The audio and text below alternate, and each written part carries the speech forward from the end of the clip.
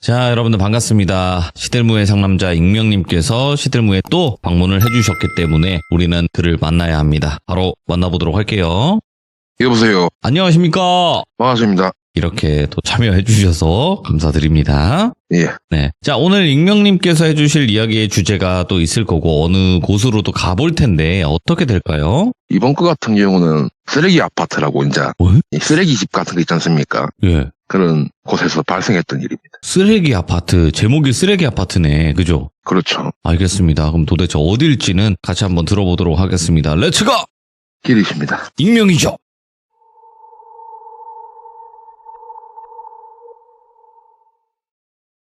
이번 이야기 같은 경우는 제가 청소업체 겸 보안업체 겸 왔다 갔다 하는 일이에요. 본래는 일단 보안업체로 해가지고 제가 들어갔던 건 맞는데 이게 이 아파트가 애가 아파트가 아닙니다. 원룸도 있고 투룸도 있고 일종의 고시텔 같은 곳이었어요.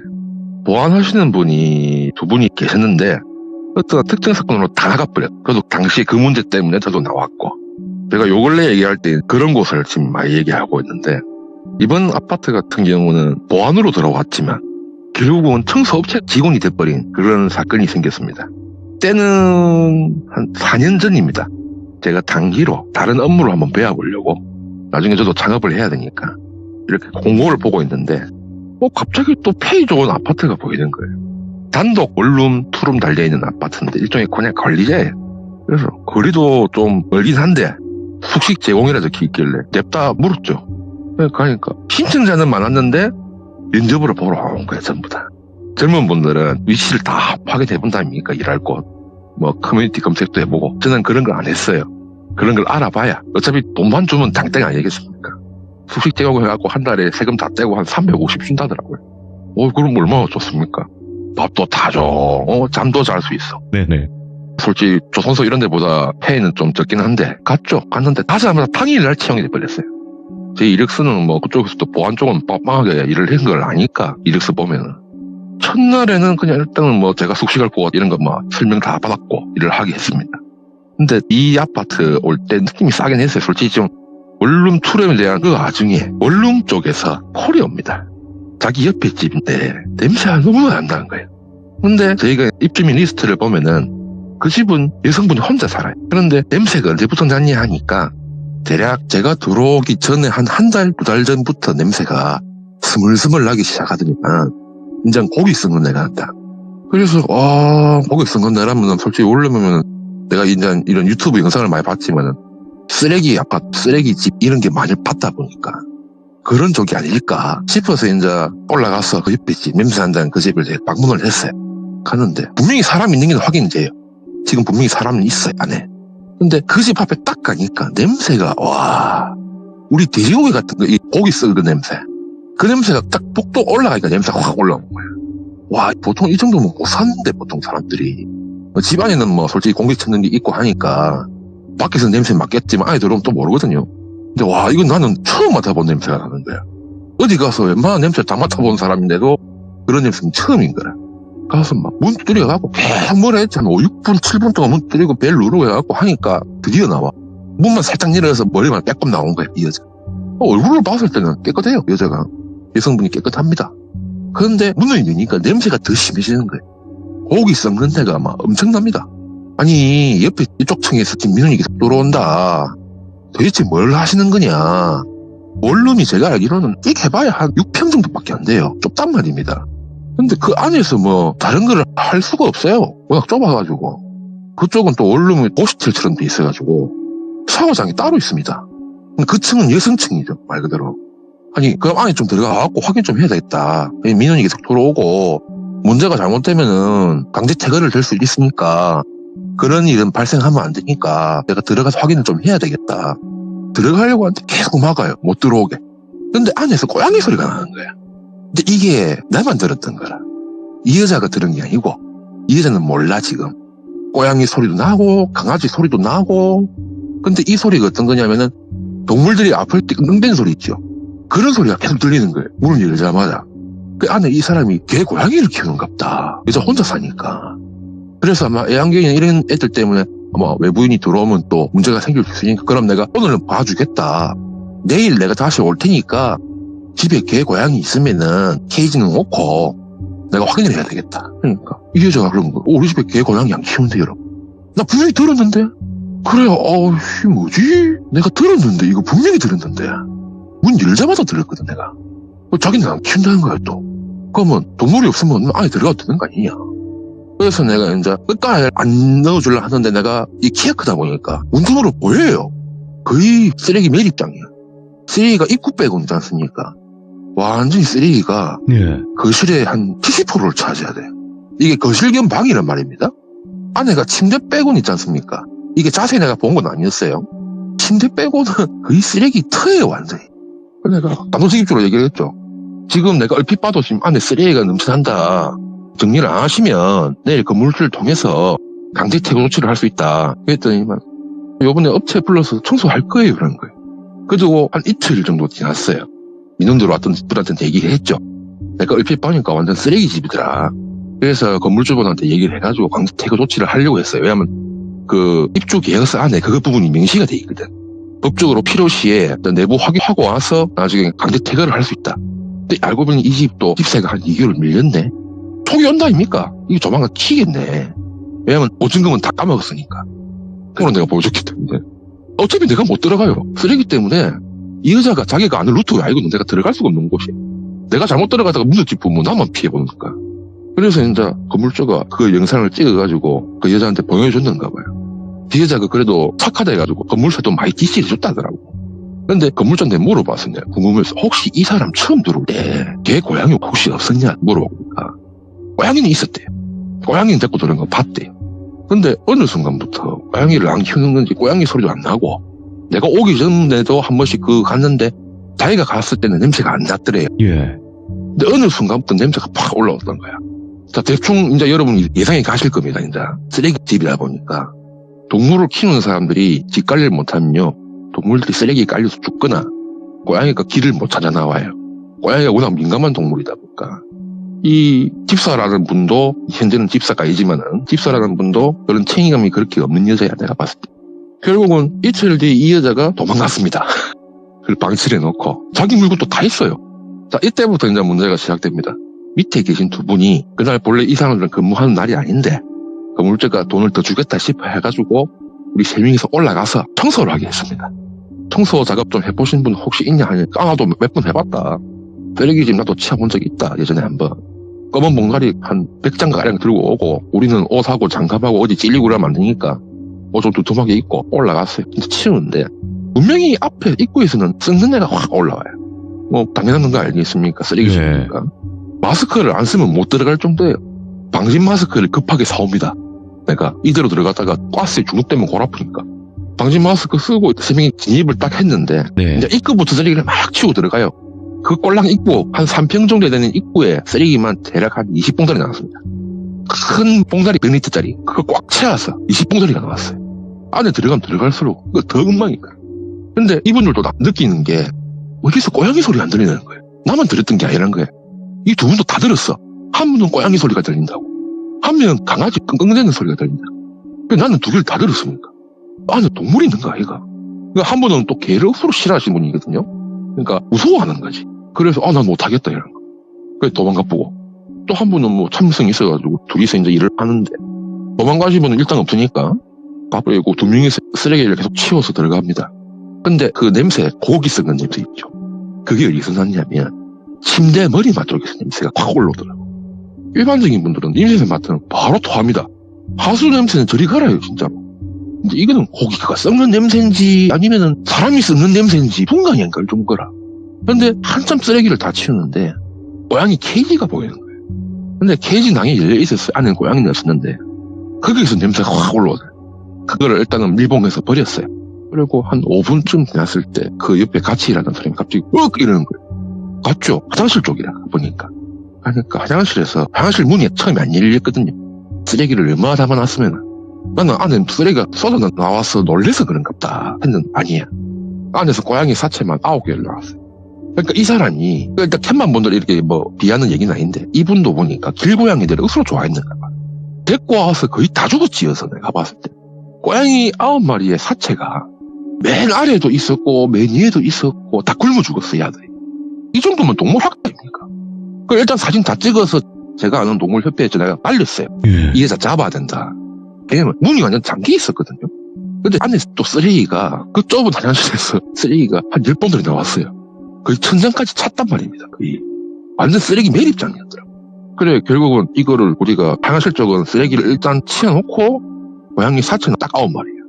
그 중에 건물주분이 얘기했던 페르시안 고양이 말이 그 사체도 거의 있는. 근데 분명히 강아지 소리를 들었다 했잖아요. 개 사체는 안 나왔어, 일단. 어이가 없지. 경찰분도 고양이 키우는 집사분이던데. 아니, 책임질 수도 없는 거를 왜 이렇게 데리고 와서 키웠을까? 우리가 쓰레기 청소를 그렇게 많이 들어가서 해봤지만은, 이게 보통 집사분들은 고양이 사료 있다 아닙니까, 사료. 밥을 줬으면 밥을 줬던 뭐 흔적이나 이런 게 있어야 돼요.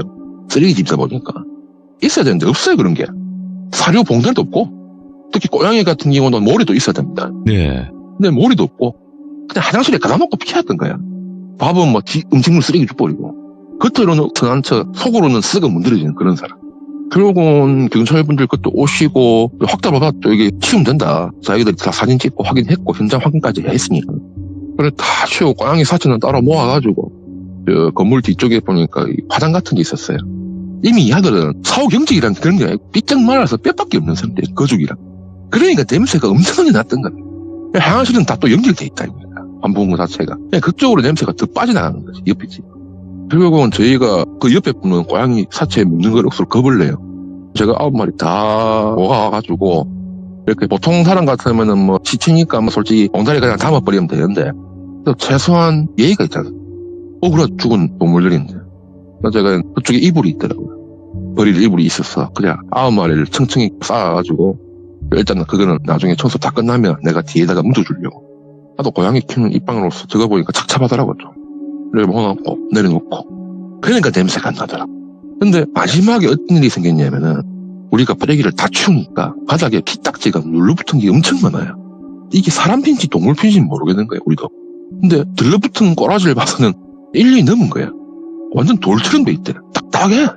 이 안에서 사람이 죽었을 리는 없을 건데, 그때 갑자기 강아지 소리가 들려. 오. 바닥에 있는 그 피딱지를 떼고 있는 상황일 때 약 뿌려가지고. 그래서 이러고 있는 거라. 도대체 이 소리가 어디서 들리는 거지? 해서 침대 밑을 봤어요. 와, 침대 밑에 열자마자 둘 다 놀랬습니다. 도살장이 온 줄 알았습니다, 우리. 예. 강아지 3마리인데, 침대 밑에 강아지 3마리 사체가 있는데, 이게 어떻게 돼 있는 줄 아십니까?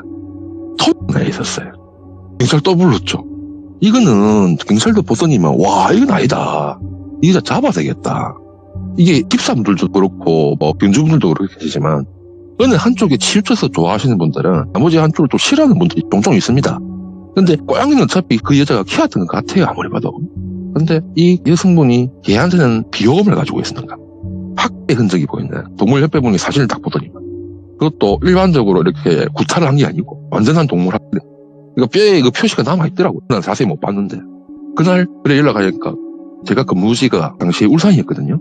그분이 당시에 창원에 출장 가셨던 분인데 어떻게 잽싸게 한 3시간 만에 오셨어요. 와갖고 현장을 딱 보더니만 자기가 경찰서 가서 이 여자 인정사항하고 받아가지고 협회에 가가지고 돌려서 잡아야 되겠다. 보통 동물 학대는 아니거든요. 잔인한 얘기지만 살아있을 때 톱을 냈답니다. 이분이 수의사입니다. 그리고 참고로 살아있을 때 아마 톱을 냈던 흔적이 보인다면서. 완전히 알지, 이 여자는 내가 봤을 때도. 아까 그랬잖아요. 겉은 멀쩡한데 속은 썩어 문드러져 있다고. 근데 이런 집이 그 원룸에 한두 집이 아니에요. 결국은 제가 건물주한테 그랬죠. 이거는 아파트 관리자를 구할 게 아니고 예. 그냥 저희 3명 다 그 쓰레기 치우는 전문 담당자로 하고 인건비 좀 더 들겠지만 이거 그냥 관리자 2명 더 구합시다. 우리는 이거 쓰레기 치우는 걸로 하고 솔직히 업체에 요청하는 것보다 우리가 더 싸게 칠 거 아니냐. 건물주분도 촉이 왔죠. 와, 이 아저씨 다 가봤는가 보다. 그러니까 젊은 사람들이 폐해가 센 데 나왔던 이유가 동네에 그런 소문이 돌았대요. 동물의 무덤이랍니다. 그 건물이. 데리고 들어가면 없대요. 죽었던가 어디서 뭐 해먹었던가 잡아먹었던가 모르죠. 그리고 젊은 분들이 그걸 안 갔던 이유가 그거예요. 건물 겉은 진짜 멀쩡하거든. 겉은 멀쩡합니다. 근데 내용물은 썩 다 못해. 도살짝 들이가라 할 정도예요. 그래서 이제 그 집을 일단 청소는 다 끝냈어요. 냄새 빼는 데가 한 일주일 걸렸다. 그리고 또 한 배실이 있으니까 이 요번에는 11층에서 두 군데 집에서 민원이 들어와서 근데 그쪽에 11층에 사신 분이 병원에서 일을 하신 분이 한 분 사시고 그리고 옆에 맨 끝 같은 경우도 이분은 장례지도사 부패 중인 냄새가 나는 거예요. 근데 CCTV를 보면 이 집에 사람이 왔다 갔다 한 건 보여요. 왜냐면 복도에 카메라가 있기 때문에 왔다 갔다 한 흔적은 보이는데 보통 사람들이 집에서 현관문이 열려면 문을 활짝 열지 않습니까? 근데 이 집은 문을요 진짜 한 3분의 1만 열고 나와요. 그러면 안에 뭔가가 엄청 많다는 소리라. 귀 나오면 정리하기가 힘드니까 발로 막 이렇게 막 미는 그런 형식도 보이고. 그래서 이제 현재 거주하고 있는 분한테 전화를 했죠. 전화를 하니까 그 당시에 이분은 우리가 영상을 봤던 사람이 거주민인 줄 알았는데 아니야. 그쪽 가족분이 전화가 오셨어요. 그래 이제 저희가 올라갔는데 이분이 돌아가신 분이에요 이미. 그럼 그거 살고 있는 사람 누구냐 이거예요. 그러니까 이분이 그 수급자인가 하여튼 뭐 연금 나오는 분인가 봐요. 나이가 좀 있었다던데 당시에 그래 집세를 계속 이렇게 자동 이체가 됐던 거예요. 근데 현재 거주민이 누군지 우리가 확인해야 되나. 그래서 이제 또 경찰을 불렀어요. 부르니까 이 사람이 누구냐. 지명수 회장이에요. 근데 이 사람은 분명히 서울 쪽 지명수 회장인데 여기 있더랍니다. 경찰이 영상을 딱 보더니 이 사람 어디서 본 것 같은데 이러는 거예요 전부 다. 그러니까 요즘은 기술이 그 당시에도 그렇지만 안면인식 기술이 남아있었기 때문에 그 당시에 있었던 기술력에 의한 범죄자 같은 경우는 얼굴이 다 찍혔다 보니까 자기도 이제 검사를 한 거죠. 왜냐면 돌아가신 분 집 명의로 지금 여기 누가 살고 있으니까 대포 명의 아닙니까? 그러니까 당연히 경찰은 개입을 할 수밖에 없어요. 그때까지 우리가 청소를 못 하는 거야. 그래 한 3-4일 지났습니다. 근데 이 사람이 안 들어와 보니까 눈치 까고 도망갔어. 근데 문을 딱 여니까 쓰레기가 천장까지 거의 찬 거야. 하다못해 입구에서 기 나올 정도라. 결국은 청소를 다 했죠. 청소를 다 하고 쓰레기 싹 버리고 뭐 버리고 하다 보니까 왜 이 건물이 동물 무덤인지 이제 이유를 알겠대. 그런 사람들만 살대 이 동네는. 다는 아닐 수도 있는데 그 지평수가 좀 넓어요 보기보다. 썩는 데는 둘째치고 보기 썩는데 사람 살 썩는 데가 나네. 근데 그 원래 집 주인분이지 않습니까? 집 주인분이 돌아가셨는데 아직 시신을 못 찾았대요. 죽은 건 맞대요. 마지막 병원 기록이 남아있고 그러니까 마지막 병원 기록에서는 병원 실려갔다가 실종이 된 거지. 근데 보니까 당시 같이 거주가 있던 사람. 그러니까 이곳이 뭐냐면 업체에서 대여한 집이에요. 우린 몰랐는데 2인 1실로에서 갔던 곳입니다. 근데 쓰레기를 한참 치우고 있는데 안방이죠. 그러니까 안쪽 침대죠. 그냥 통짜 거실로 돼 있기 때문에 안쪽으로 들어가니까 사람 형체가 보이는 거예요. 침대 위에. 와, 거기서 거주를 했던 그 수배범도 대단한 놈이라 내가 봤을 때. 보통 사람의 멘탈로는 거기서 못 살 건데 겁이 나서. 근데 웃긴 건 사람의 시신만 있는 게 아니에요. 경찰에 와서 저희가 다 확인을 했거든요. 이분은 자연사람 그래요. 금시간 분까지 오셨기 때문에 사건은 안 됐어요. 타살이 아니기 때문에 자연이기 때문에. 그런데 그 집 바닥에 강아지 사체, 고양이 사체, 바선생 버글버글합니다. 내가 그때 생각하면 진도 욕 나오는데 동물 사체만 14구. 바선생은 아예 집을 짓고 살고 있더라고. 그러니까 동물 사체가 바선생이 다 먹었을 거 아닙니까? 그래 어마무시한 거니까 바닥을 청소하려고 장판 딱 들여놨는데 밑에 바닥에 바퀴벌레 하고 막 온갖 벌레가 쫙 깔려있어. 일단은 경찰 입장에서는 동물은 빌기로 치니까 이 건은 제가 알아서 묻기로 하고 시신은 결국은 오셔나갔는데 검시관분 하시는 말씀도 이 자연사래요. 질병에 의한 자연사.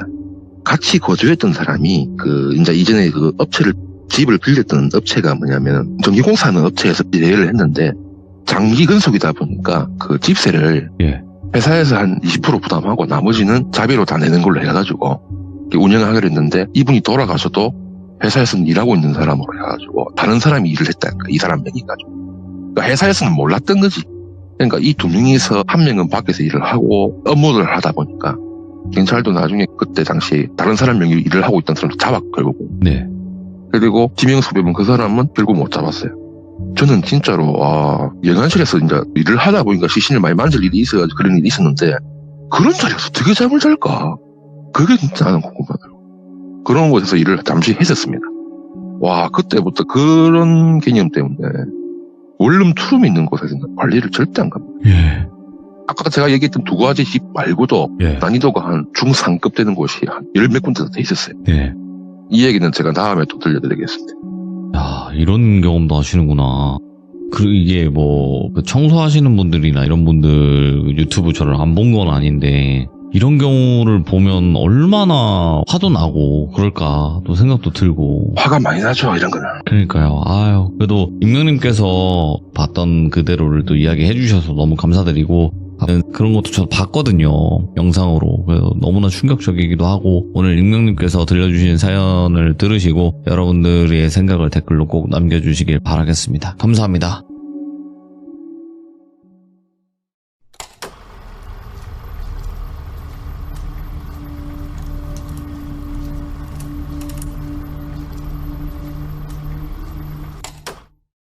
자, 여러분들 이번 이야기는 시들모의 상남자 바로 익명님께서 시들모에 찾아와 주셨습니다. 오늘 익명님께서 해주실 이야기는 그냥 이렇게만 말씀드릴게요. 둘 다 무서운 이야기가 될 것 같습니다. 그럼 바로 만나보도록 할게요.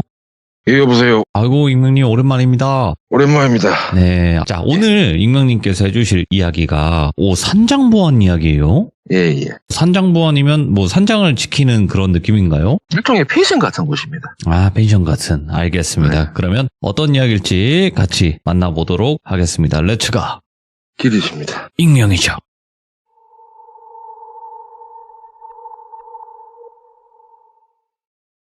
이번 이야기는 제가 얼마 전에 일을 잠시 갔다 온 거였어요.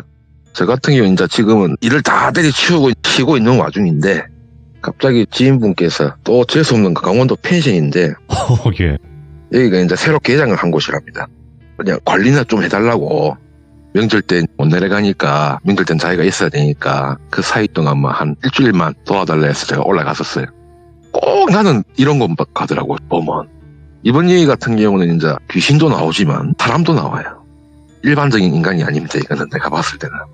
제가 처음에 딱 올라가자마자 시작한 일이 뭐냐면 여기는 산장처럼 돼 있는 펜션, 일종의 펜션인데 이게 총 6군데가 돼 있습니다. 가운데는 아마 여름에는 짠디밭으로 되지 않을까 싶어요. 그런 곳인데 예. 전망은 정말로 좋아요. 전망도 좋고 길도 잘 닦이고 가족 단위로 오면 좋을 곳으로 진짜 보입니다. 네.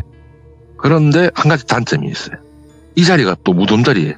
그러니까 이게 강원도에는 산에 보기보다 이게 무용고묘가 엄청 많습니다. 특히 산 같은 경우는 뭐 조선시대 때 나와 있던 무덤일 수도 있고 아니면 현대의 무덤일 수도 있어요. 뭐 일단 명당짜리라는 소리를 제가 들었거든요. 저를 부른 사람이 저보다 2살 많은 노인네지만은 거의 저하고 친구처럼 사는데 친구를 하겠습니다. 친구가 나보고 한 말이 여기가 명당짜리라서 펜션하면 좋다길래 그냥 지 전재산 올인했다 그래 얘기를 하는 거예요. 펜션 한 개당 그건 한 6억씩 들어갔답니다. 건물 짓는데 돈이 꽤 들어간 거죠. 말 그대로 땅값 제외하고. 근데 여기가 원래대로 따지면은 명당짜리래. 우리 시청자분들 다 아시겠지만 우리나라에 명당이 그렇게 없습니다. 인자는 진짜라고 명당이라고 하는 것들이 실제로는 중간도 못 가는 그런 명당들이 대부분 다. 네. 진짜로 좋은 명당은요. 돈 많은 분들이 이미 차지를 하고 있죠. 그쵸. 근데 예. 강원도 산속 같은 경우는 명당이라기보다는 유배지에 가까워요. 거의. 그래서 명당이라고 할 수는 없는데 제가 봤을 때는 산을 깎은 건 아니에요. 일종의 평지 같은 곳인데 산은 산인데 제가 아침에 도착했을 때 진짜 전망은 죽여주더라고. 눈도 좀 와가지고 조금 올라가기 힘들게 됐었는데 근데 첫날부터 안 좋은 일이 생겨요. 그러니까 제 친구는 부산 내려왔죠. 내려갔고 저는 이제 일주일 동안 여기서 관리를 해줘야 되는 입장이에요. 네. 보안 겸 관리. 근데 예약 손님이 딱 2팀이 있었어요. 한 팀은 진짜 가족 단위예요. 한 6명 정도. 나머지 한 팀은 이게 펜션이 제가 알기로는 한 건물을 통째로 빌리는 거다 보니까 최소 5명 이상이 와야 본선이거든요. 그런데 딸랑 2명만 왔어요. 그런데 이 두 분의 통체가 범상치가 않아요. 얼핏 보면 일반인처럼 보이는데 말하는 어투를 들어보면 당집 살아오시 있어요. 아, 예. 가장 전망이 좋고 가장 비싼 곳입니다. 대충 1박 2일 머무는데 그 다음 80만 원 깨지는 걸로 알고 있어요, 제가. 근데 그쪽을 대여를 하신 분이 이제 콜이 왔어요. 아무 이유 없이 콜을 할 리는 없으니까. 뭔가 문제가 있으니까 콜을 했겠지 싶어서 올라갔는데 그 남자분께서 하시는 말씀이 저한테 팁을 드릴 테니까 물어보는 거에 답만 좀 해달라는 거예요. 혹시 이 땅을 누구한테 샀는지 아시냐? 저는 모른다. 나는 지금 이거 일종의 대리인이고 그냥 관리식이라서 그냥 올라와 있던 것뿐이고 원주인은 부산 내려갔었는데 그분이 오셔야 제가 그거에 답변을 할 수 있을 것 같다. 나는 당신들한테 답변을 할 수 있는 그런 권한이 없다. 네. 단지 그냥 나는 일당직이다. 그래 얘기를 하니까 아저씨 여기 올라오신 지 얼마나 됐어요? 라고 물어보는 거예요. 남자분이. 인제 하루 됐습니다. 하니까 혹시 올라오실 때 별다른 문제는 어떤가요? 라고. 솔직히 의심 가족 이제 그런 얘기를 하니까 뭐가 있나. 솔직히 내가 봤을 땐 명장짜리라는 소리까지 들었었고, 그리고 무덤부터 했다는 것도 얘기를 들었고, 근데 뭐 이장이나 이런 거는 깜깜하게 다 했다 했으니까 그 사람 상황 절대로 미비하게 할 사람 절대 아니기 때문에. 내가 들은 말 중에 절반만 해줬어요. 내가 들은 말은 이 자리가 명장자리라서 장사하기 좋은 자리다 라는 얘기는 나 들었다. 근데 그 위에는 난 모르겠다 하니까 대뜸 그 일정을 늘린대요. 비용이 어마무시한데 일정을 3박 4일로 늘리겠다는 거예요. 그래서 제가 예약 차트를 보니까 다행히 그 집이 예약자가 없어요. 딴 집들은 띄엄띄엄 1박 2일로 오시는 분이 많았고 이쪽만 1번 현장만 예약팀이 없었거든요. 그래 알겠다 그래가지고 원 사장하고 통화를 했죠. 여기 연장을 하신다는데 어쩔까요 하니까 그러면 결제 받고 연장시켜드리면 됩니다 하면서 그래 끝났어요. 그리고 새벽 한 3시쯤에 1번 그 아까 가족팀 같은 경우는 그 추운데 새벽까지 거기서 술을 먹고 있었던 거예요. 거의 사놨던 술이 다 올인이 할 정도로. 그래서 그분들은 한 새벽 3시인가 4시쯤에 들어갔어요. 나중에 체크아웃을 해야 되니까 이분들은 들어가시고 다시 쯤 되니까 그 여성분이잖아요. 1번 팀의 여성분. 두 분이 오셨다는 그분. 그 여성분이 제가 지금 자려고 하는 방이 옆에 창문이 있는데 여기 창문 쪽이 땅 떨어지란 말입니다. 얼핏 봤는데 그 여자예요. 근데 그는 땅이 없단 말이에요. 공중이 공중 말 그대로. 사람이 그것을 걸어다닐 수 있는 자리가 없단 말입니다. 내를 보면서 싹 지나가더라고. 아 역시 강원도는 올 곳이 아니다. 이런 마인드가 생기는 거야 머리가. 내가 아까 봤던 여성분 얼굴이 들이는 걸 보니까 뭔가 안 좋은 일이 생길 것 같기도 하고 아닌 것 같기도 하고 그냥 모른 척하자. 그냥 보긴 봤지만 그냥 모른 척 했어요 사실은. 모른 척하고 한 30분쯤 지나니까 현관문에 똑똑똑 하는 거예요. 누가 물을 두드리는 거야. 그 여성분이. 네. 옷은 잠바 다 입고 이렇게 계셨고 제가 분명히 창밖으로 봤을 때는 흰색 소복이었어요. 그걸 보고 순간 내정지가 왔죠. 아니 설마 그 사이에 옷을 갈아입고 왔을 리가 없는데 거리가 꽤 되거든요. 그래서 내가 무슨 일로 오셨습니까? 그러니까 혹시 아저씨 밤전에 얘에서 뭐 안 봤어요? 이런 거. 뭐 본 게 없는데요 저는. 근데 아저씨 얼굴을 보니까 좀 놀란 얼굴이던데. 그러니까 어느 누구든 자다 일어나면 다 놀라게 돼 있습니다. 무슨 일로 오셨습니까? 그러니까 일단 들어가서 얘기 좀 해도 되겠냐는 거예요. 뭐 어차피 여기는 내 집도 아니다 보니까 뭐 손님이 들어온다는데 오자겠어요. 들어오셔서 내가 커피 한 잔 타드리고 앉아서 도대체 무슨 얘기 하시려고 하십니까? 하니까 원래 이 땅이 자기 집안 땅이었대요. 집안 땅. 그러니까 선산 묘터랍니다. 선산 묘터인데 지금 이게 누군가가 팔았는데 일단 명의 자체는 자기들끼리 아닌 게 맞대요. 근데 제3자가 팔았거나 아니면은 자기들이 자산 관리하는 쪽에서 팔았던가 둘 중 한 개인데 확인이 안 된대요. 전혀. 이분들은 국내에 안 사시고 해외에 나가서 살고 계신 분들이거든요. 제가 물어봤죠. 근데 그게 무슨 문제가 있냐. 이건 아마 합법적으로 다 구매를 했을 건데 불법적으로 했다면 이렇게 펜션을 지어도 허가가 안 나올 건데 다 허가가 나오지 않았냐. 그런 문제가 없는 거 아니냐 하니까 펜션 지은 거 갖고는 별 문제가 없대요. 묘 이장을 어디로 했는지가 확인이 돼야 되는데 묘 이장 할 때부터 자기들 집안 사람들 꿈에 다 나왔다는 거예요. 내 집 부순다면서. 꿈에 나온 당사자 어르신이 내 집 부순다고 꿈에 나왔대요. 그래서 나는 미신 안 믿는 척 그런 일이 어디 있어요? 개똥꿈이죠 하면서 내가 이런 소리 했거든요. 그랬더니 내 얼굴 딱 보더만 아저씨도 기센 사람이고 웬만하면 한씩 볼 건데 이러면서 전 보는 게 없어서 모르겠습니다. 아줌마가 계속 나보고 시침이 뗀다고 막말하는 거예요. 신나를 까먹는 소리 하지 말고 아우라 하세요. 나 자야 되니까 이제 자야 되고 아침 되면 또 청소도 해야 되고 지금 죽을 마시고만 계속 이런 식으로 와서 시비 거시면은 비용을 더 내라고 할 수밖에 없다. 그렇지 않습니까? 나는 내 휴게 시간을 지켜야 되는데 휴게 시간 방해를 했으니까 그만큼 돈을 받아야 될 거 아닙니까? 원치 않은 일을 했으니까. 이래 넘어갔어요. 그래갖고 이제 이분들은 아까 그랬죠. 당일까지 내 봤을 때 눈빛이 내가 무당인 걸 이미 알아차린 것 같아서 내가 다른 얘기는 안 하고 물어봤다는 것 뿐이다. 아직도 이미 알지요. 그러니까. 뭐 대충 보면 알지요 답이. 자기가 지금 걱정되는 건 한 가지래요. 지금 여기가 본래 그 터의 기운을 누르려고 묘를 만든 거래요. 본래는. 터가 일반 터가 아니랍니다. 명당은 명당인데 어떻게 쓰냐에 따라서 명당이 될 수도 있고 그냥 무덤터가 될 수도 있고 두 가지래요.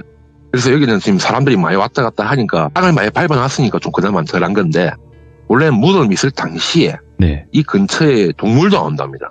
동물도 근처도 안 들어올란답니다. 그 정도로 좀 기가 있거나 야생적으로 볼 수 있는 그런 동물들 입장에서도 뭔가 좀 찜찜한 구역이죠. 여기가. 그런 구역에 지금 우리가 빠져나가 버리면 아저씨는 혼자 할 거 아니야. 그러면 무슨 일이 생길지 모른다는 거예요. 이 얘기를 지금 부산 내려가는 원주인한테도 얘기를 드렸어요. 자기가 이틀 전에 혼자 있는 날이었는데 계속 밖에서 누가 창문에 돌을 던지더랍니다. 근데 그 밤중에 아무도 없는데 주위에 CCTV를 봐도 사람이 없는데 돌을 던질 이유가 있습니까? 그것도 바람이 날려서 올 정도면은 건물이 흔들릴 정도라는 소리인데 그 정도면 전혀 이제 자기도 일을 못하는 상황이 생겼으니까 혹시 그런 일 있으면 무시해라는 식으로 나한테 얘기를 하더라고요. 사장이 그런 얘기 한 적 있다. 자기 혼자 있을 때 누가 막 돌을 던지더라. 파손된 건 아닌데 잠만 잘라 하면 던지고 잠만 잘라 하면 던지고 그래갖고 잠을 제대로 못 잤다는 얘기를 내가 들었다. 그래서 이 아줌마가 하는 말이 저한테 이 땅이 지금 묘가 한 개만 있던 자리가 아니라고 볼래. 아, 우리 옛날에 그랬잖아요. 남들 명당에다가 묻을 때 지하 2층, 3층 구조로 묘를 묻는 경우가 있거든요. 네. 아마 그런 얘기 들어보셨을 거예요. 이 자리가 그런 자리다.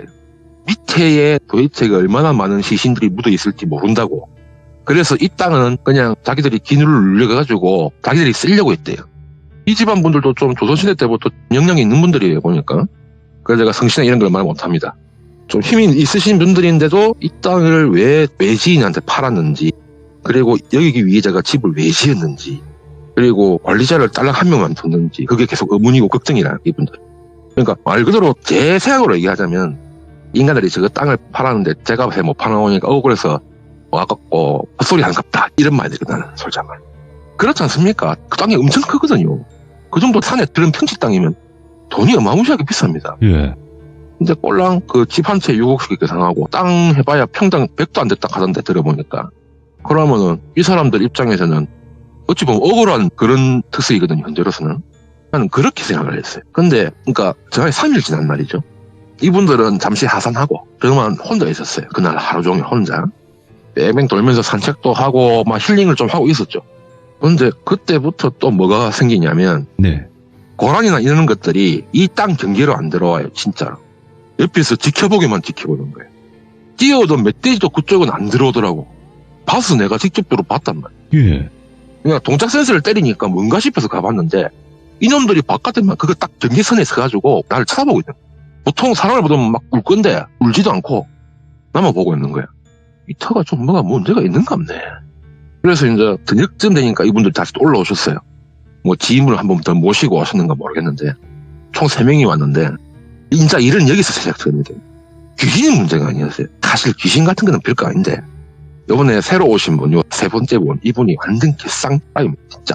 온 뛰댕기면서 있지요. 소주 뿌려 제끼고 우리 막대기에 불 붙이는 거 있죠. 횃불.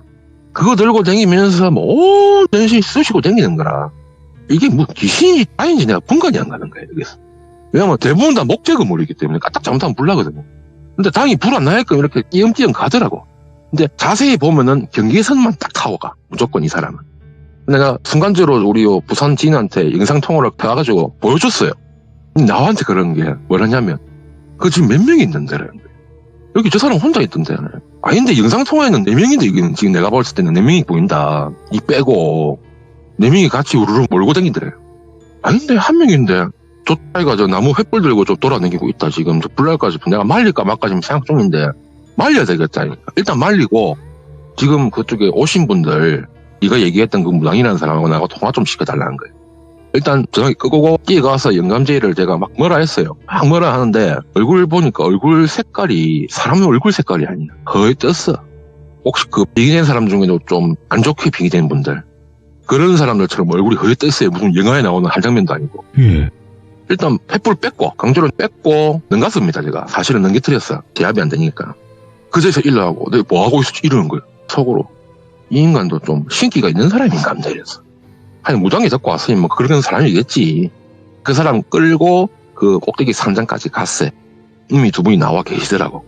사장님 연락처 좀 알려주세요 이런 거예요. 대뜸 나한테. 이미 알고 있다는 듯이. 역시 부당은 무당인갑다.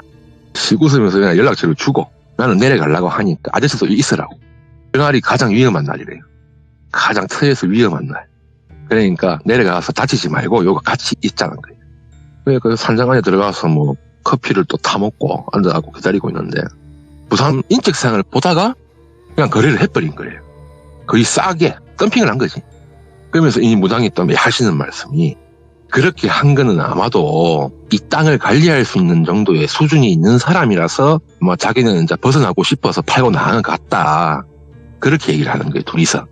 그래서 마지막으로 나온 말이 뭐냐면 묘를 한 개만 이장했냐 아니면 묘를 15개 정도 이장을 한 거냐 이 사장한테 물어봤어요. 그러니까 사장 말로는 처음에는 묘를 한 개 팠는데 첫 번째 위에 있던 묘는 이장을 했대요. 그리고 좀 더 파다 보니까 관이 또 나오더래요. 그래 또 밑에 있는 누워있는 건 또 꺼내가지고 또 이장하고 그리고 혹시 몰라서 한 번 더 팠는데 또 묘가 있더랍니다. 그러니까 지그재그식으로 이렇게 묘가 돼 있는 거지. 지하 3층까지 어찌 보면. 건물 지을 때 땅을 파잖아요. 파내고 지지대를 받고 이렇게 하는데 한 자리에서만 그랬기 때문에 더 이상 없을 거라고 생각을 하고 그냥 집은 경계 각쪽으로만 지어버리고 안쪽 짠디 쪽에는 그 짠디만 깔고 더 이상 작업을 안 했대요. 근데 그 무덤이 있던 자리가 정 가운데였어요.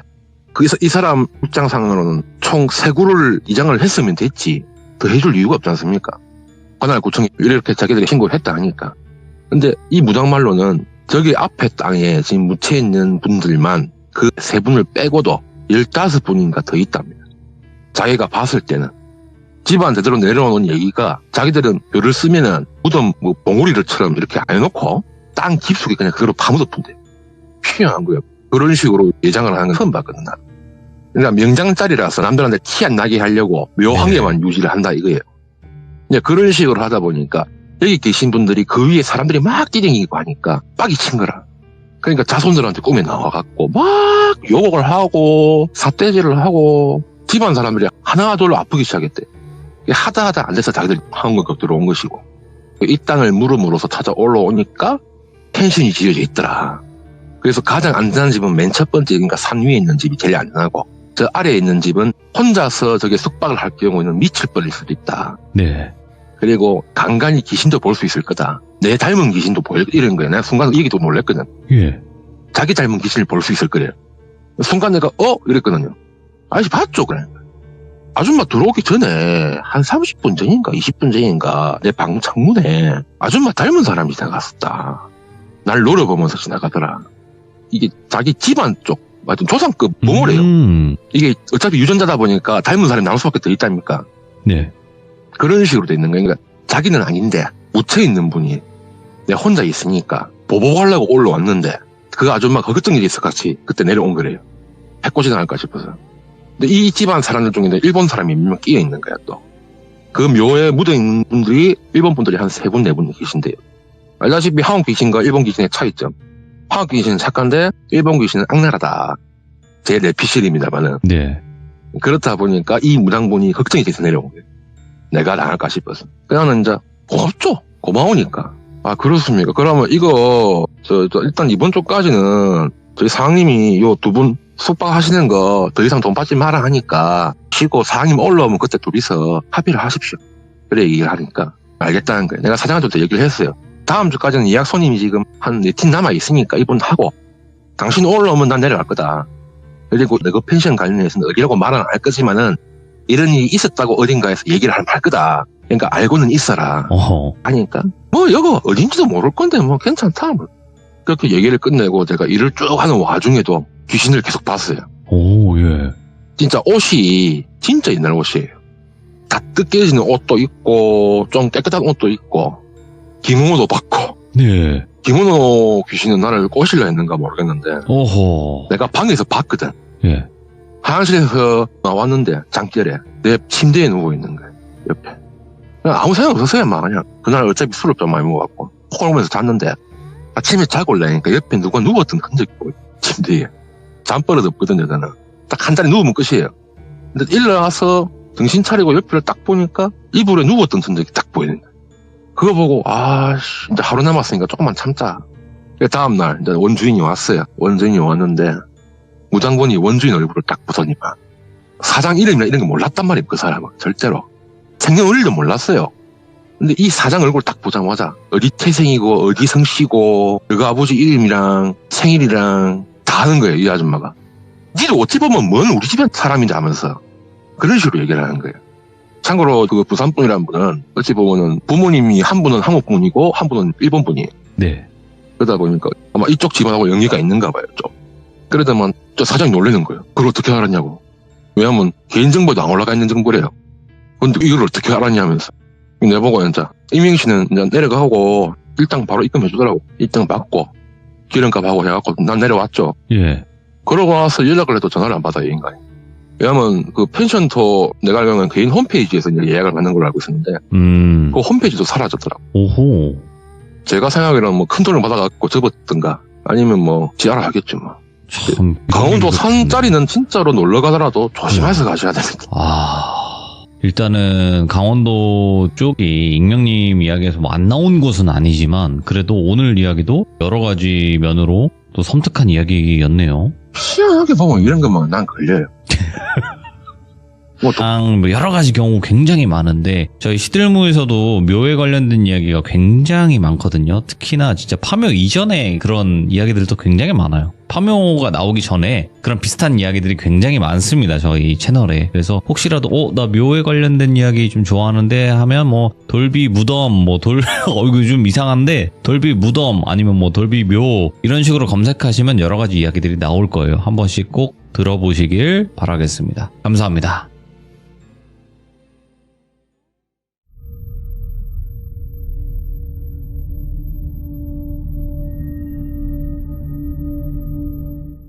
자, 이번 이야기는 시청자 커버님께서 찾아오셨습니다. 오늘의 커버님의 이야기는 어떤 이야기가 될지 빠르게 연결을 해보도록 하겠습니다. 아이고, 돌비님. 커버님 안녕하세요. 네, 아이고, 너무 보고 싶었어요.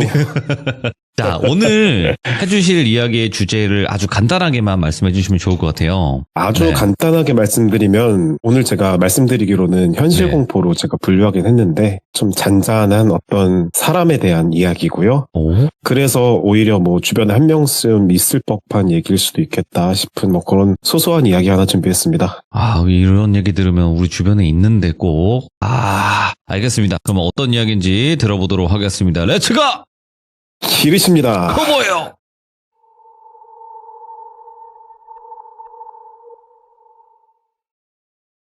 자, 아까 말씀드렸다시피 오늘 얘기는 스펙타클한 그런 종류의 현실 공포는 아니에요. 그래서 말씀드렸다시피 오히려 어떻게 보면 귀족님들 그리고 제 주변에도 한 명쯤은 이런 사람이 있을 수도 있겠다 싶어요. 얘기 시작해보면 제가 대학원 입학했을 때 제가 학과 사무실에서 조교 대들었는데 그 조교가 자기는 귀신 얘기는 아닌데 좀 자기 인생에 지우고 싶은 사람이 한 명 있었다 하면서 풀어주게 돼서 제가 들고 와봤습니다. 이 조교는 가명으로 뭐 서연이라고 불러볼게요. 오늘은 서연이는 한 지역에서 쭉 나고 자랐어요. 그러다 보니까 뭐 유치원, 초등학교 때부터 쭉 성인이 될 때까지 함께 해온 친구들이 되게 많았거든요. 그러다 보니까 자연스럽게 함께 어울리는 친구 무리가 있는데 전부 같은 초중고로 나온 친구들이 대부분이었겠죠. 그래서 친구들끼리 놀러도 다니고 뭐 네. 서로 집에서 놀기도 하고 그랬대요. 근데 그 친구들 무리 중에 이름을 제가 이제부터 천이라고 해볼게요. 천이라는 여자애가 있었어요. 천이는 같은 학교뿐만 아니라 같은 아파트에서 살았던 친구라서 소꿉시절부터 서연이랑 되게 친했대요.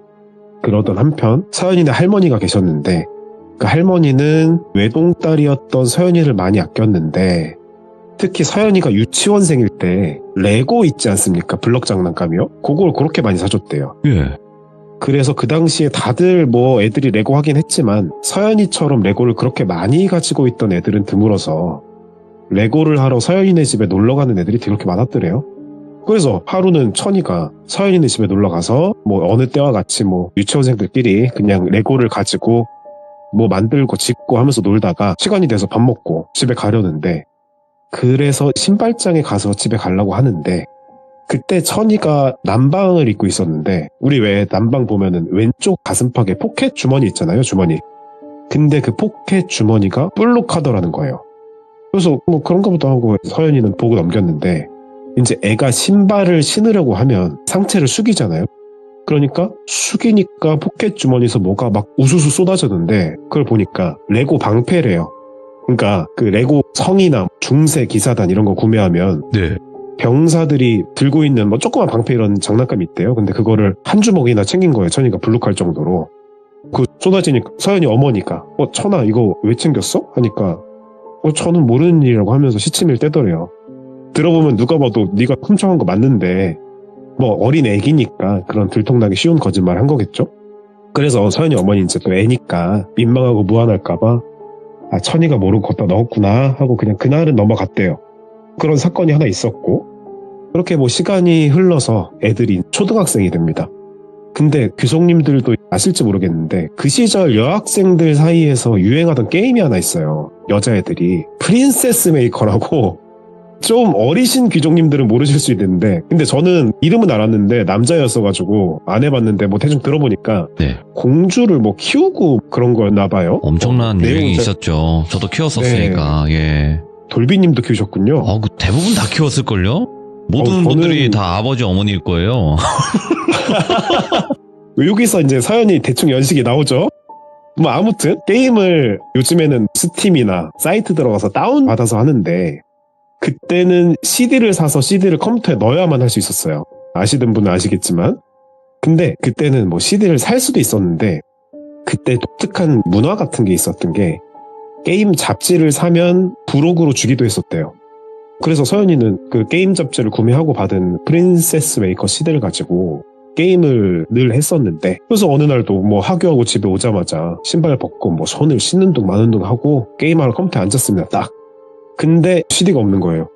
그래서 뭐 엄마 할머니 막 찾으면서 내 거 프린세스 메이커 CD 못 봤냐고 그랬는데 엄마가 CD 치운 적 없어 서연아 뭐 니 뭐 잘못 든 거 아니야 하다가 이제 엄마들 의식의 흐름에 따라서 잔소리로 변합니다. 예. 그러니까 너 게임 좀 그만해라. 맨날 그렇게 붙잡으니까 뭐 없어지는 거 아니냐 뭐 이러면서 잔소리가 나오고 그러다 보니까 이제 말다툼을 하게 되고 서연이는 짜증이 와가지고 나 친구 만나러 간다고 그러고 그냥 집 밖으로 나왔어요.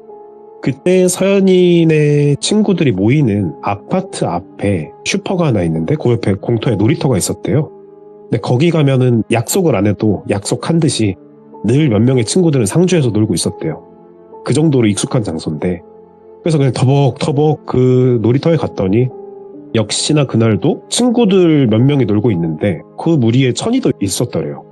근데 애들이 그냥 노는 게 아니고 천이를 중심으로 삥 둘러서서 무슨 얘기를 하고 있었는데 뭔 얘기하나 그냥 가서 가만히 들어보니까 천이가 프린세스 메이커 CD가 자기 집에 있다. 나 구했다고. 나는 그래서 그거 집에서 게임한다 이러면서 막 자랑을 하고 있었고 애들은 이제 그 얘기 듣고 흥분해가지고 그 당시 분위기가 요즘에는 뭐 게임 가지고 그렇게 부모님들이 뭐라고 하시는 분들도 물론 있지만 저만 해도 그때는 게임을 그렇게 하면은 안 된다고 그래가지고 CD를 잘 안 사주셨거든요. 그러다 보니까 흔하지 똑같은 게 깨질 수 있잖아요. 근데 더 확실한 거는 CD가 있으면 왜 그 CD 커버에 자켓이라고 하는 그 종이 책자 같은 거 꽂혀 있잖아요. 뭐 음반이면 자켓이고 게임 CD면 뭐 표지 설명서 이런 거겠죠? 아무튼 거기에 서연이가 볼펜으로 그 캐릭터 공주 그림을 그려놓은 게 있었는데 그 그림도 그대로인 거예요. 이건 빼박이잖아요, 완전. 그래서 서연이가 화가 나가지고 야 이거 CD 내 거 아니냐고 막 그러면서 천이한테 따져요. 그러니까 천이가 아니 무슨 소리 하냐고 이거 내가 게임 잡지 사고 받은 거라고 하면서 막 옥신각신 싸우다가 예. 성원현이가 제가 얘기를 들으면서도 대학원 생활을 하다 보니까 아는데 애가 좀 아직도 어른인데도 마음이 좀 약해요. 근데 어릴 때도 그랬나 봐요. 그렇게 확실한 물증을 가지고도 몰아붙이지 못하고 오히려 천이가 무지성으로 우기니까 그냥 울면서 집에 갔대요. 그래서 할머니가 우리 서연이 왜 우느냐 그래서 이러이러해서 천이가 어쩌고저쩌고 막 그러니까 할머니가 아유 그냥 내가 하나 사준다고 잊으라고 하면서 잡지를 또 사주면서 그 일은 그렇게 일단락됩니다. 이렇게 두 가지 사건이 있었는데 그리고 네. 결정적으로 그 순한 서연이도 천이에 대해서 화가 터져버린 어떻게 보면 사소한 게 발단이 된 사건이 하나 발생을 해요. 예. 그 시절에는 천이랑 서연이가 어린 시절에는 샤프가 좀 드물었어요. 다들 연필을 사용했고 근데 그게 뭐 샤프 펜슬이 막 비싸서 못 구했다기보다는 그냥 흔히 다들 쓰고 그런 분위기가 아니었던 시절이었어요. 근데 서연이가 그 제도 샤프 아시죠 여러분들? 검은색 플라스틱 그걸 하나 사가지고 사용을 했었는데 그래서 견출제에다 뭐 김서연 이렇게 이름 정해보면 이렇게 적어서 샤프 끝에 이제 돌돌 말아붙이고 있었는데 어느 날 체육 시간이 지나고 나서 수업을 시작하려고 하는데 그 샤프가 없어진 거예요. 근데 서연이는 그 전에 일로 CD 일로 망금이 좀 있었어서 대뜸 천이를 의심했대요. 그래서 너무 화가 나가지고 야 너 내 거 훔쳐갔지? 하고 말 건 것도 아니고 그냥 대뜸 그냥 천이 책상으로 가서 필통을 여니까 거기 제도 샤프가 있더래요. 근데 샤프 끝에 서연이가 이름표 붙여놨던 자리에 견출지가 붙어 있는데 거기에 천이 이름을 박천이라고 해볼게요. 그러면 박천 이렇게 이름이 적혀 있더래요. 그래서 너무 화나서 그 견출지를 벅벅 뜯어버렸더니 글쎄 그 뜯은 자리에 김서연하고 자기 이름이 있는 거예요. 그러니까 서연이 샤프를 훔쳐서 거기 위에다 지 이름을 붙인 거죠.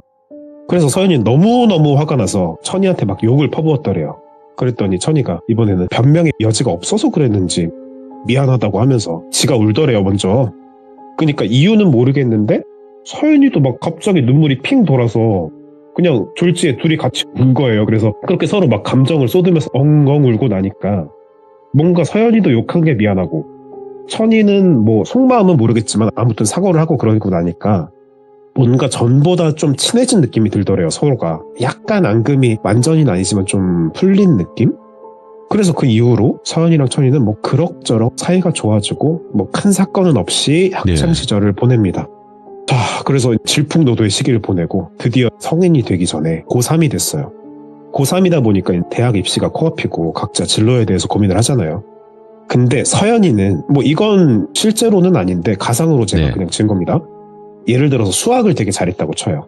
그래서 수학과 관련된 학과, 그러니까 이과에 지원을 하고 싶었대요. 한편 천이는 뭐에 관심이 있었는지는 잘 몰랐는데 아무튼 수학 쪽은 아닌 건 확실했었거든요. 아무튼 간에 그렇게 각자 마음에 두고 있는 목표를 가지고 열심히 공부해서 대학 준비를 합니다. 공부에 집중하다 보니까 뭐 서연이네 친구 무리들은 자연스럽게 만나는 일이 좀 적어졌고 같은 고등학교를 다니지만 전처럼 서로 안부를 묻고 자주 만나서 놀고 그러지는 못했대요. 아무튼 그렇게 시간이 지나서 서연이는 수능을 치고 대학 원서를 넣게 돼요. 예. 근데 서연이는 공부를 꽤나 하는 편이었는데 1지망이 돌비대학교였고 2지망, 그러니까 상대적으로 안전하게 갈 수 있는 학교로 커버대학교를 지원했어요. 좋은 데였네. 돌비대학교에 비하면 약간 미끄러지면 가는 곳. 그게 엄청난 커버대학교인데 곳이네 거기. 예. 아무튼 그 수능 때 긴장을 한 건지 원서 넣을 때 운이 안 좋았던 건지 돌비대는 떨어지고 커버대학교에 합격해서 조금 아쉽지만 그래도 만족하면서 커버대학교에 진학을 합니다. 그래서 얘기를 해보면 아무튼 설레는 마음으로 대학교에 처음 들어가서 신입생 환영회를 갔는데 아니 거기에 천이가 있는 거예요.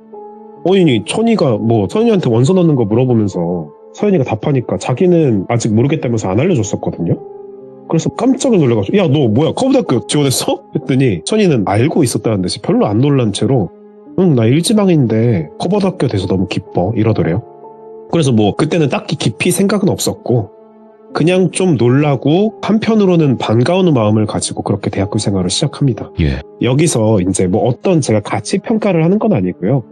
그냥 여러분들 이미지 상상을 하시기 위해서 중립적으로 잠깐 서연이와 천이의 외모에 대해서 좀 이야기를 위해 말씀을 드려볼게요. 서연이는 160대 중반의 키에 좀 날씬한 편이고 막 눈이 돌아갈 정도의 여신급 미모는 아니었지만 뭐 준수한 외모로 인기가 제법 있었어요. 한편 천이는 이건 지금 외모 비하가 아닙니다. 그냥 표현을 해드리는 거고요. 키가 160이 안 됐었고요. 한 150대 후반 이 정도인데 안타깝게도 천이가 어렸을 때부터 비만이 좀 있어 와가지고 걷는 게 좀 힘들 정도로 이제 좀 치료가 필요할 정도로 이렇게 비만을 겪어왔고 근데 그럼에도 불구하고 소심하고 그런 성격은 아니었대요. 그 여기 돌비 공포라디오 영상 올라온 것 중에 제 첫 번째 영상 보시면 뭐 똘미의 남캠 사냥인가 뭐 그런 제목으로 영상 올라온 게 있는데 거기서 이제 사파의 똘미 느낌이랑 제가 보고 좀 비슷하다고 느꼈거든요. 제가 막 그 천이랑 친한 건 아니고 저는 오며 가면 가끔 보긴 했었거든요. 그런 느낌의 이미지를 생각해 주시면 될 것 같습니다. 아무튼 그렇고 이제 뭐 대학 가면 신입생이니까 술자리도 많고 같이 어울려 노는 시간도 많잖아요. 그러다 보면 남녀가 어울려 놀다 보니까 서로 마음이 통해서 썸 타기도 하고 연애를 하는 커플도 생기고 그랬더래요. 근데 서연이는 아까 좀 여리고 순하다고 잠깐 말씀을 드렸었는데 그래서 그런지 제법 서연이를 좋아하는 남학생들이 있었는데 자기는 학업에 집중한다고 연애를 하진 않았더래요. 근데 이제 서연이랑 천이가 같은 초중고를 나온 친구잖아요. 그러다 보니까 둘이 좀 같이 다녔는데 하루는 서연이 이게 절대 작은 금액은 아닌데 또 어유 절대 안 돼 막 이러면서 부담스럽고 큰 금액은 솔직히 뭐 대부분의 사람은 아니잖아요. 상대적이겠지만 하여튼 그런 애매한 금액을 자꾸 빌리고 안 갚더래요. 네. 그래서 그런 일들이 쌓이고 반복되면서 학교 내에서 천이가 약간 은따 비슷하게 돼요. 은근히 따돌림 당하는. 이제 서연이는 천이의 친구니까 천이의 행동에 화나기보다는 일단 안타깝죠. 그런 상황이. 네. 아, 왜 그런 행동에서 욕먹고 다니냐 이러면서. 그래서 서연이가 마음을 먹고 하루는 천이를 앉혀놓고 이야기를 합니다. 천이야, 너 친구들한테 돈 빌리고 안 갚고 그러는 소문이 있어. 아니, 진짜 좀 안 그랬으면 좋겠어. 아니, 차라리 돈을 나한테만 빌리고 친구들한테 빌린 돈은 제때 갚자. 뭐 이렇게 말을 해요. 근데 드린 말씀 중에 중요한 고통이 시작되는 말이 있습니다. 돈은 차라리 나한테만 빌려. 요 말로 서연이의 고통이 시작됩니다. 친구들한테 빌린 돈을 갚았는지는 모르겠는데 천이가 그때부터 서연이한테 자꾸 돈을 빌리기 시작해요. 근데 사유가 참 사소했대요. 야, 서연아, 나 모르고 버스카드를 두고 와서 2만 원만 빌려줘. 아니 뭐 택시 타야 되는데 3만 원만 빌려줘. 아, 핸드폰 요금 내야 되는데 알바비가 안 들어와서 야, 8만 원만 빌려줘. 뭐 이런 식으로 진짜 사소한 이유를 대면서 자꾸 애매한 금액을 빌리는 거예요. 어허. 그때마다 서연이는 군말 없이 빌려줬는데 이게 대학교 4학년까지 되면서 중간중간 아주 가끔씩 천이가 갚기는 했지만 이게 4학년 돼서 몇 년을 이제 대충 세보니까 와, 500만 원이 넘어가더래요. 근데 이걸 뭐 2만 원 플러스 3만 원 플러스 8만 원 플러스 해서 뭐 너 총 500 갚아야 돼. 이게 맞는 말이긴 한데 딱 저렇게 따져가지고 말하는 게 입을 열기가 힘들더래요. 그러면서 서연이도 많이 지쳤고 천이는 계속 그런 식으로 행동하고 근데 한 번을 말을 못하다가 마침내 서연이가 참다 되게 조심스럽게 한마디를 합니다. 야, 천아, 너 미안한데 빌렸던 돈 혹시 조금 갚을 수 있어? 아직 몇 번밖에 못 받아서 라고 되게 힘들게 말을 꺼냈어요. 그 말을 난생 처음 꺼낸 거죠. 돈 갚아줄 수 있냐는 거를. 근데 천이가 되게 어이없고 불쾌하다는 듯이 야, 너 그거 세고 앉아 있었냐? 하면서 막 그렇게 되려 강하게 나오면서 화를 내더래요. 그러니까 서연이가 당황해가지고 예? 아니 다 적어두고 센 건 아닌데 아무래도 네가 빌린 게 좀 쌓였는데 혹시 깜빡한 건가 싶어서 말 꺼낸 거야 이렇게 말을 했는데 아니 천이가 진짜 저도 이유를 모르겠는데 그때 되게 막 노발대발을 하면서 나는 너 진짜 친구라고 믿었는데 어떻게 이런 식으로 타산적으로 계산적으로 그런 식으로 행동할 수가 있냐 소름 끼친다. 너 진짜 실망이고 앞으로 너랑 친구 할지 안 할지도 모르겠고 됐어 이런 식으로 화를 내더니 지가 막 자리를 박차고 가버리더래요. 그래서 서연이는 되게 당황스러워서 화도 났지만 한편으로는 얘 사정이 어려운데 이렇게 말한 게 너무 수치스러워서 되려 이렇게 화낸 건가? 뭐 이런 생각도 들고 여러 가지 감정이 들었더래요. 그러면서 집도 같이 안 가고 연락도 안 하고 그러더래요. 천이가 그때부터. 그래서 되게 서먹하게 지내면서 4학년 과정을 보내고 있었습니다.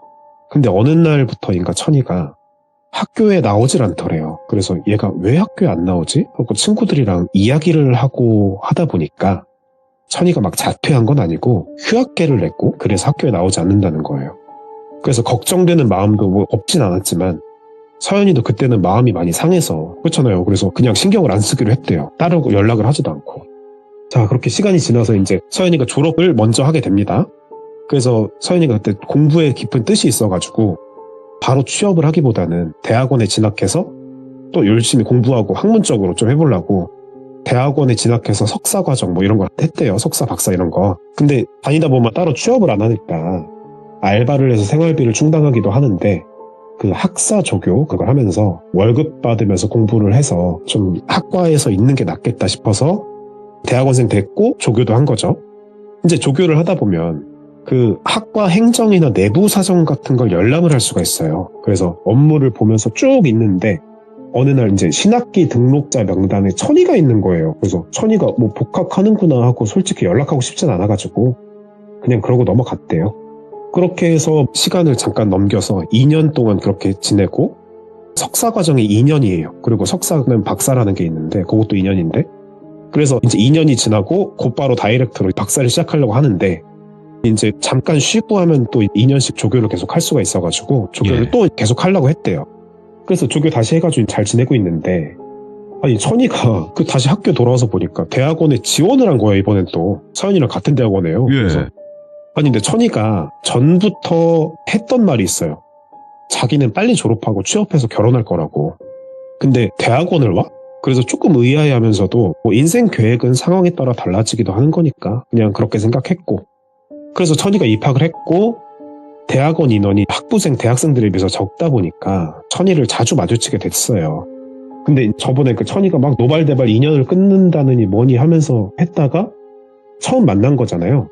근데 천이가 되게 아무렇지도 않게 서연이한테 반갑게 인사하면서 뭐야 잘 지냈어? 야 너 진짜 보고 싶었는데 나는 그 사이에 우리 같이 살던 동네도 떠나서 학교 근처로 이사도 했고 뭐 어떻게 지냈고 저랬고 하면서 인사를 하더래요. 근데 얘가 하는 말을 가만히 들어보니까 자기가 그동안 파키스탄 나라 있잖아요. 파키스탄 남자친구를 국제 커플처럼, 사실 뭐 서연이는 내 할 바 아니니까 그냥 별말 안 하고 얘가 졸업을 좀 미루겠거니 하고 있었대요. 근데 논문 발표 한 3달 전 정도 되었을까? 그때 천이가 갑자기 논문 완성했다고 제출하겠다고 하면서 학과 사무실에 종이 뭉탱이를 들고 왔더래요. 그래서 엥? 하고 논문을 쓸 때는 그 지도 교수님한테 지도를 받으면서 써야 되는데 교수님도 얘가 논문은 안 쓸 건가 보다 생각했을 정도로 소통도 없었고 그랬는데 갑자기 논문 완본이랍시고 틱 들고 온 거예요. 그래서 서연이가 그 천인의 지도 교수님한테 천이가 논문 써왔어요. 제출한다고 합니다. 하니까 교수님도 깜짝을 놀래가지고 검토해보시겠다고 했대요. 근데 글이라는 게 우리 시들무도 그렇지만 뭐 이야기라는 게 기승전결이 있어야 되잖아요. 논문이라도. 예를 들어서 이게 내용이 만약에 뭐 진짜 뭐 간략하게 말해서 나는 귀신에 대한 논문을 쓰겠다. 귀신은 사람이 죽어서 생긴 영이다. 귀신의 특징은 이러하고 따라서 귀신은 이러이러한 존재다. 뭐 이런 식이어야 되는데 네. 천이의 글은 이제 글이라고 부르기 힘들 정도로 비문, 그러니까 문장이 말이 안 되는 것 투성이고 뭔 말을 하려는지도 어렴풋하더래요. 그래서 당연히 수정하거나 다시 써라 그랬대요. 아니 근데 이걸 천이가 또 서연이한테 부탁을 합니다. 그 까닭은 너는 박사니까 나 좀 도와줘라. 그래서 하나하나 도와달라고 하면서 하는데 이게 돕다 보니까 돕는 게 아니라 서연이가 논문을 하나 새로 쓰게 될 정도였대요. 근데 여러분들이 답답해 하실 수도 있는데 서연이가 군말 없이 이 힘든 걸 다 도와줬더래요. 근데 아무리 서연이가 뭐 박사과정이고 공부를 잘하고 해도 서연이도 학생이잖아요. 그래서 논문을 심사를 하는데 교수님이 조금 부족하다 하셨나 봐요. 그래가지고 그럼 뭐 다음에 하겠구나 하면서 있는데 글쎄 천이가 자기는 논문을 꼭 통과해야 되는 이유가 있다고. 왜냐면 자기가 임신을 했다. 그리고 결혼도 해야 된다. 파키스탄 남자친구랑. 그러니까 제발 통과시켜달라고. 수정하는 거야 더 할 테니까 제발 기회 달라고 막 진짜 지금 시간 관계상 말씀 못 드리는데 온갖 진상짓을 해서 막 수정을 해서 우여곡절 그때 통과를 했대요. 그러면서 이제 서연이는 졸업했으니까 쟤도 참 그렇다 하면서 2년이 이렇게 끝나는 줄 알았더래요. 근데 천이가 졸업을 하고 몇 주나 지났을까? 늦은 밤에 천이한테 연락이 옵니다. 그래서 여보세요 하니까 서연아 나 천이인데 목소리를 쫙 깔고 진짜 죽어가는 투로 너무 갑작스럽게 일이 생겨서 이렇게 전화했어. 그래서 뭐 천이야 잘 지내 뭔 일이야 하니까 나 혹시 500만 원만 빌려줄 수 있을까? 그러는 거예요. 대뜸. 그래서 이젠 애매한 금액도 아니고 대놓고 그냥 큰 금액 달라고 하는구나. 너무하다. 그래서 이제 서연이가 똑부러지게 나 호구 아니다 말을 하려고 네. 천이야 하는데 갑자기 천이가 말을 끊더니 막 푸늦게 울면서 우리 부모님 엄마가 지금 입원하셨다고 암이라는데 수술비랑 뭐 해서 우리 보험도 없고 급하게 돈 여기저기 끌어모으는데 딱 500 부족한데 네 생각만 나더라 친구야 이러는 거예요. 근데 아까 말했다시피 천이가 어렸을 때부터 도둑질해서 대학교까지 돈을 한 합쳐서 500 채간 거 해서 서연이한테 있어서 네.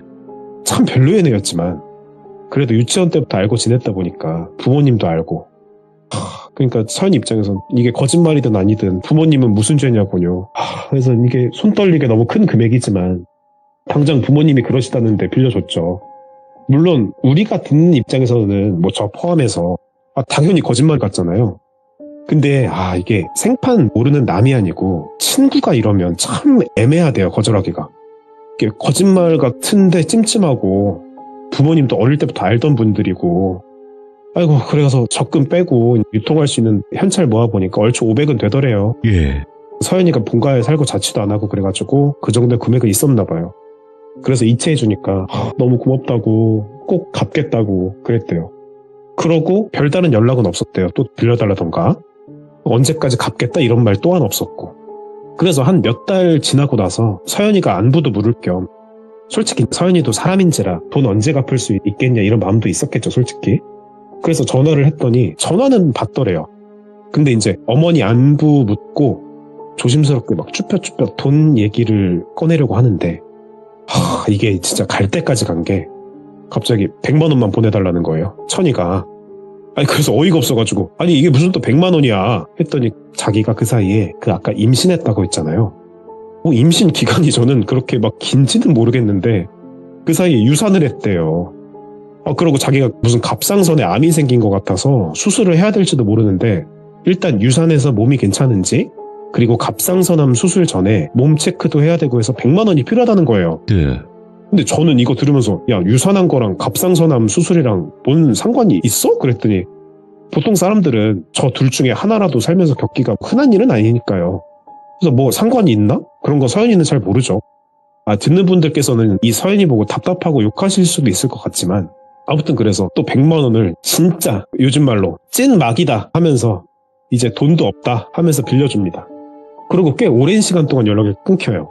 막 연락 안 받고 잠수 타고 그런 건 아니고 서연이도 이제 학업이랑 일 때문에 바쁘다 보니까 별로 챙겨 물어보지는 않았더래요.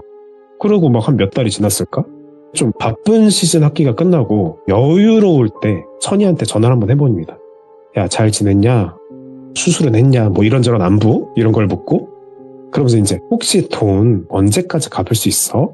급한 건 아닌데 나도 네가 기일을 알려줘야 내가 염두에 두고 계획도 세우고 하니까 물어보는 거야. 이랬더니 천이가 네. 서연아 내가 요새 유튜브가 잘 안 돼. 아까 제가 그 천이 자기 얘기할 때 파키스탄 남자친구 사귀어가지고 네. 커플 유튜브 했는데 잘 돼서 먹고 사는 거 걱정 없다. 이렇게 천이가 말했다고 얘기해드렸잖아요. 근데 그 유튜브가 안 된다는 소리예요.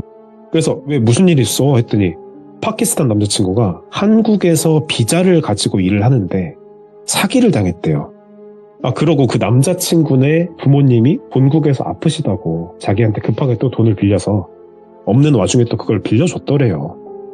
뭐 저는 여기서부터 듣고는 그냥 사실인지 아닌지도 모르겠어요. 그냥 들은 대로 전하는 건데 그냥 그랬대요. 일단 걔 말로는. 그리고 그 남자친구는 본국에 가서 연락이 끊겼다. 그래서 지금 내가 생계가 위험하다. 그러는 거예요. 아니 근데 걷다 대고 뭐 요즘 말로 알바노 하면서 언제까지 갚을